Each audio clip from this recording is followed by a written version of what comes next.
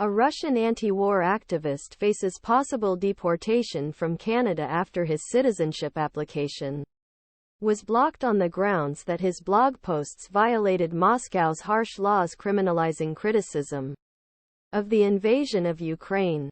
The decision, first reported by CBC and surprising immigration lawyers, finds Maria Kartasheva at fault for the charges leveled by Russian prosecutors, even though her opposition reflects Canada's foreign policy.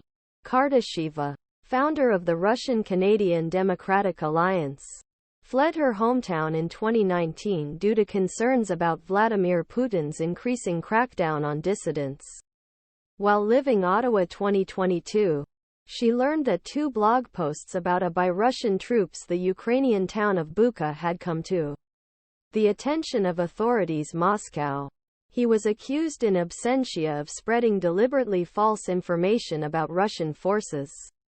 I am being punished for writing what Canada believes to be true about Russia's actions, he told The Guardian. Canada has been a strong supporter of Ukraine since Russia's invasion in 2022, promised billions of dollars in aid and hosted President Volodymyr Zelenskiy. Justin Trudeau's government has been deeply critical of the Russian state and imposed sanctions on several officials, including the judge who oversaw Kartasheva's detention in absentia. Kartasheva, who applied for citizenship, reported the conviction to Canadian authorities. Under Canadian immigration law, the application may be rejected if the applicant is charged with a crime in another country that has an equivalent in Canadian criminal law. Still, he was sent an invitation to the virtual citizenship ceremony. Minutes before the ceremony, largely as a formality, applicants are asked whether they have been criminally charged. I thought they were familiar with my case because I had sent all documents, and explanation was that law was a political law used to persecute those who spoke against government, he said. And I said that I was accused and convicted in Russia.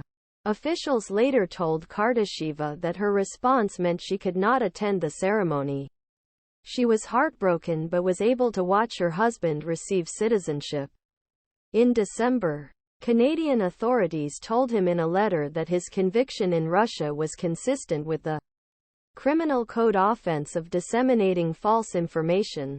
A case officer cited Section 372 of the Criminal Code, which prohibits people from communicating information which they know to be false or causing such information to be transmitted by letter or any other means of telecommunication.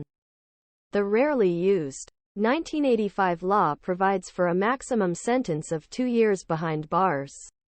Based on information currently available to me, it appears that you may be subject to prohibitions under the Citizenship Law. Letter said. Kartasheva's application appears to be caught in seemingly absurd administrative mess. One lawyer told Guardian that the case was evidence of a bureaucracy doing what bureaucracy does. Sendi.